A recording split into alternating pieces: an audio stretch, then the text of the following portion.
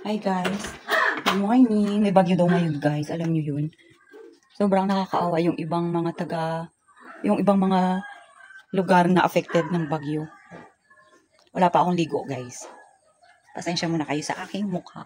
Tingnan nyo yung panahon ngayon guys. Sabi nila guys, may bagyo po ngayon, malakas.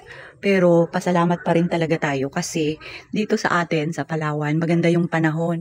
Kahit na, yun nga sabi nila guys, kung ilang signal number na yung sa ibang lugar, pero sa atin guys, tignan nyo yung panahon sa atin, andyan pa rin yung mataas na sikat ng araw at talagang laking pasasalamat natin kasi dito tayo nakatira sa Puerto Princesa sa Palawan guys.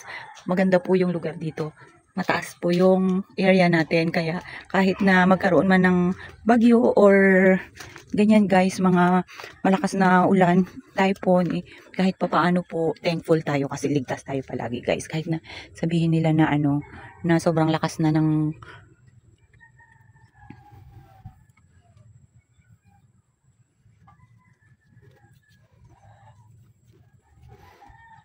yan guys, kahit na sabihin nila na sobrang lakas na ng ulan ng bagyo sa kanila, tayo safe na safe.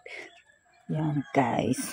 Kaya laking pasasalamat pa rin natin kay God na hindi niya tayo pinababayaan. Yung tanging dinadasal lang natin, syempre yung ating mga kababayan, yung ating mga kaanak na nasa ibang lugar na kasalukuyang tinatamaan ng bagyo.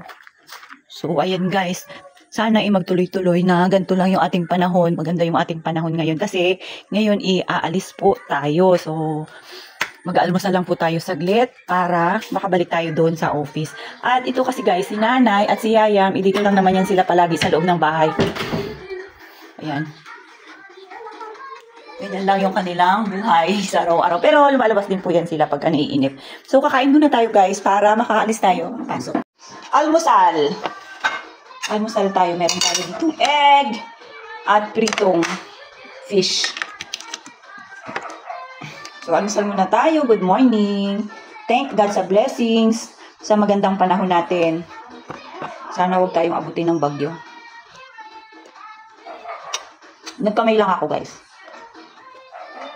Ito nga guys, pagkatapos ko nga po palang kumain, ito na po, nag-prepare na ako, naligo na ako para maaga pong makaalis at magawa yung mga gawain, yung mga compliance na dapat tapusin. So, ayan guys, kung inyong mapapansin, naglalagay po ako dyan ng aking mga kulirete sa mukha.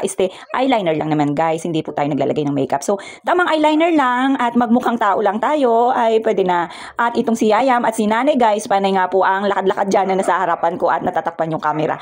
At ito nga po, yan, tingnan nyo nga guys, tamang ganyan lang at konting lipstick, okay na po kasi baka abutin na naman tayo ng hapon na umalis pagka tayo tinamad. Ganun po talaga, di ba? Pagka minsan dito lang tayo sa bahay, parang nakakatamad umalis. Kasi nga po, parang mas gusto pa nating mag-stay sa bahay dahil nga maghayahay. Walang ginagawa. Naglagay na nga rin po pala ako dyan ng lipstick, konting lipstick lang, ayos na. Ito minsan si Yayam guys, itong lipstick ko pinaglalaruan niya kahit na yung mga magaganda ko pang lipstick, nasisira. Gawa ng minsan isinusundot niya, ginagamit niya at siya mismo kasi guys yung naglalagay sa lips niya, abay nakikita niya po kasi sa akin. Kaya nga po sabi ni Nanay guys, dapat itinataas yung mga gamit para walang sisihan pagka nasira. Yan na, yung lipstick na. Uy mama, saan ka punta mama? Mama? Mama, saan ka punta mama? Sama ako.